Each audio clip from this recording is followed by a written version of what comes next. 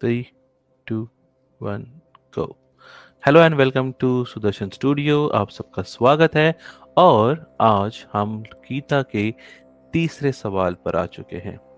सवाल अनोखे हैं। सवाल के जवाब भी होंगे। और सवाल पूछना कोई गलत बात नहीं है, क्योंकि जब हम सवाल पूछते हैं तो हमारी मानसिक बुद्धि का विकास होता है। और यही इवोल्यूशन का एक सिद्धांत रहा है। अगर आप सवाल नहीं पूछेंगे तो आप को जवाब कौन देगा, और अगर जवाब नहीं होंगे तो कंफ्यूजन हमेशा बना रहेगा। तो आज इस गीता प्रश्न के श्रृंखला में आज हम चल रहे हैं प्रश्न 3 पर। और आप हमारे स्क्रीन पे देख सकते हैं कि गीता अध्याय 1 में लिखा है कि अर्जुन अपने विपक्षी परिवार तथा अन्य परिजनों को देखकर, यानी कौरवों को देखकर मोह में पड़ गए थे। और उनका सारा शरीर जो है शीतल हो गया था, यानी कि सुन्न या कमजोर हो गया था। ठीक है। थोड़ी देर के लिए जैसे वो ब्लैकआउट नहीं हो जाता, वैसे हो जाता है कि जैसे आप क्वेश्चन पेपर देखते हैं तो थोड़ी देर के लिए एकदम उड़ जाते हैं आपके होश की भाई क्या आ गया पेपर में। इसी तरीके से जब युद्ध में जब गए थे तो उसी तरह उन्होंने जब अपने परिजनों को देखा, अपने परिवार वालों को देखा, तो एकदम थोड़ी देर के लिए एकदम शून्य हो गए थे उनका दिमाग। अब युद्ध के लिए उन्होंने अनेक वर्षों तक तैयारी की, है ना। अकेले ही विराट के यहाँ सारी कौरवों की सेना को ध्वस्त कर डालने वाले, द्रौपदी के अपमान पर बदला लेने के लिए 12 वर्ष तक वनों में दांत पीसने वाले उस महान योद्धा शूरवीर अर्जुन के चरित्र पर यह कायरतापूर्ण बात क्या उसके स्वभाव व वीरत्व पर कलंक नहीं है? कि किस तरीके से उनको ये कह दिया गया कि ये भाई वो एकदम मोह माया में, वो भी युद्ध के बीचों बीच इस तरीके से।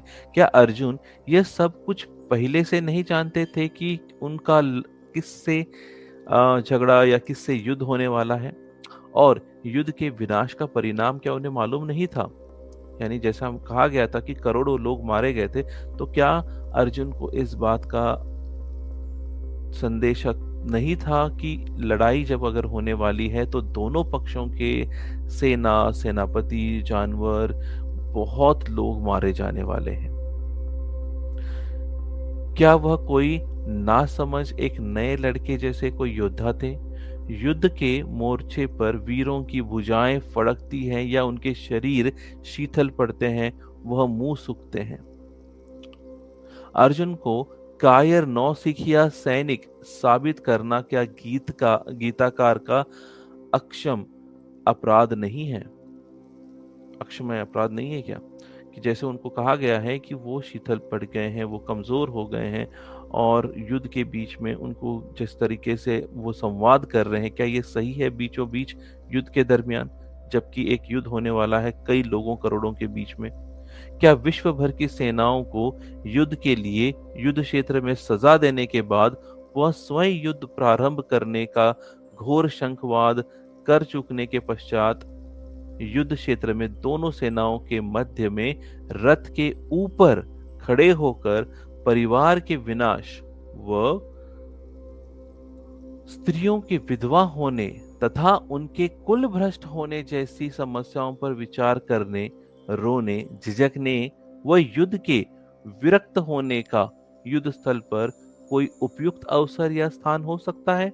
यानी अगर युद्ध के दरमियान आप लाखों करोड़ों लोगों के बीच में है, जहां पे करोड़ों संख्याओं में जनता है या युद्ध लड़ने वाले जो शूरवीर हैं, उन्हीं के साथ कई जानवर हैं, आप इस बीच इन सब चीजों के बारे में क्या सोचना जरूरी है कि क्या होगा, इसका परिणाम क्या होने वाला है, किस तरीके से आगे जाकर ये हमें इम्पैक्ट करेगा? क्या युद्ध के बीच में जाके ये रणनीति की जाती है या युद्ध से पहले? अर्थात यहाँ पे गीताकार के द्वारा गीता रचने के लिए गढ़ी गई फर्जी पृष्ठभूमि हमें दिखाई देती है। यानी कि कोई भी सामान्य व्यक्ति जो है युद्ध के बीच में जाकर ये सब नहीं सोचता कि क्या परिणाम होने वाले हैं, क्योंकि आप जब युद्ध में होते हैं तो आपको सामने वाले को हराने की कोशिश की जाती है। ये नहीं देखा जाता कि अंत में क्या होगा, कौन विधवा होगी, कितने लोग मरेंगे, कैसा होगा। ये युद्ध से पहले रीति नहीं होती, युद्ध के बाद की नीति होती है। और युद्ध के दरमियान आपका सिर्फ एक काम होता है कि युद्ध पे ध्यान दें और अपने लोगों की जान बचाएं। अगर इनके प्रश्नों का अगर आपको जवाब मिलता है, आपको लगता है कि गीताकार ने यहाँ पक्षपात किया और यहाँ पे सिर्फ अर्जुन को एक कमजोर व्यक्ति के रूप में दर्शाया है, तो प्लीज लाइक एंड कमेंट करिए यहाँ पे अगर आपके जवाब अगर इसको पता हो तो। ठीक है, अगर आप चैनल पे नए हैं तो प्लीज इस चैनल को सब्सक्राइब करिए। प्रश्न अगर अच्छा लगा हो और उत्तर मालूम हो तो कमेंट बॉक्स में लिखिए। नहीं भी मालूम होगा तो आप अपने विचार जरूर पेश करिए कमेंट बॉक्स में। It is completely free of cost, चिंता करने की जरूरत नहीं, आपको कोई पैसे देने की जरूरत नहीं है यहाँ पे। और अगर वीडियो पसंद आया है तो सब्सक्राइब कर लीजिएगा और आगे लोगों को भी शेयर करिएगा। ठीक है, तब तक के लिए take a very good care of your family and have a great time. सुनने के लिए मुझे धन्यवाद। मिलते हैं अगले वीडियो प्रश्न 4 में।